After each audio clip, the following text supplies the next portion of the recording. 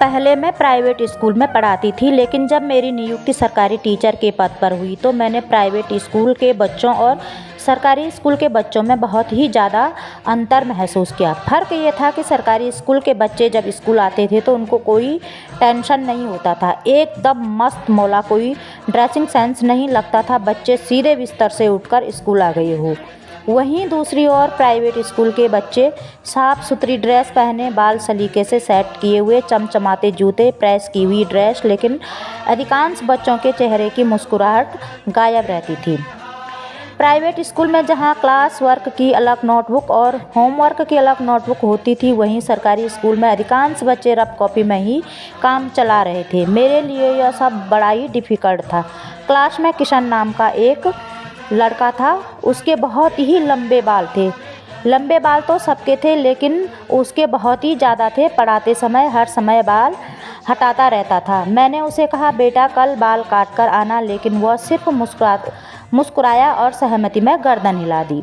जब दूसरे दिन किशन स्कूल आया तो फिर वही हाल, अस्त व्यस्त हालत में।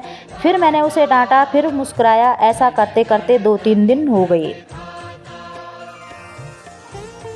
मैंने किशन को क्लास में खड़ा किया और पूछा, आपके पापा क्या करते हैं? तो किशन ने कहा, बहुत पैसा कमाते हैं। मैंने पूछा, काम क्या करते हैं? तो किशन चुप रहा, लेकिन पीछे से सबने कहा, जुआ खेलते हैं। फिर मैंने कहा, बाल कटवाने के लिए पैसे नहीं देते? किशन बोला, नहीं मैडम, पापा शाम को रोज़ शराब पीते हैं और अधिकतर पापा पैसे जुए में हार जाते हैं।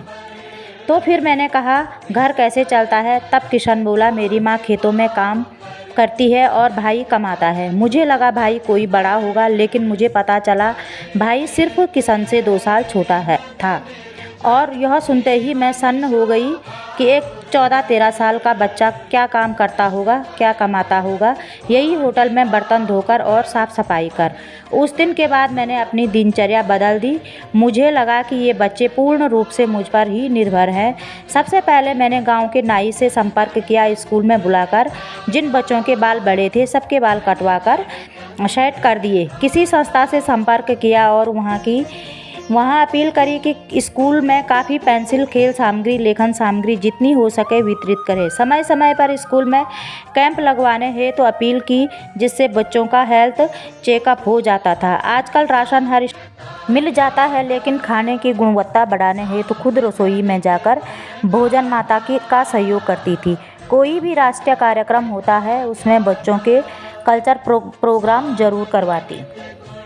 इसके अलावा पेरेंट्स मीटिंग करती हूँ और सूक्ष्म जलपान की व्यवस्था भी खुद से करती हूँ। अगर सरकार किसी अध्यापक की नियुक्ति करता है तो उस अध्यापक का कर्तव्य हो जाता है कि वह अध्यापक अध्यापिका जो भी है, टीचर और पेरेंट्स दोनों की भूमिका अदा करे। भारत जैसे विकसित देशों में अभी भी ऐसे टीचरों की आवश्यकता है और आज हमारा विद्यालय और बच्चे किसी मॉडल स्कूल से कम नहीं आके जाते हैं।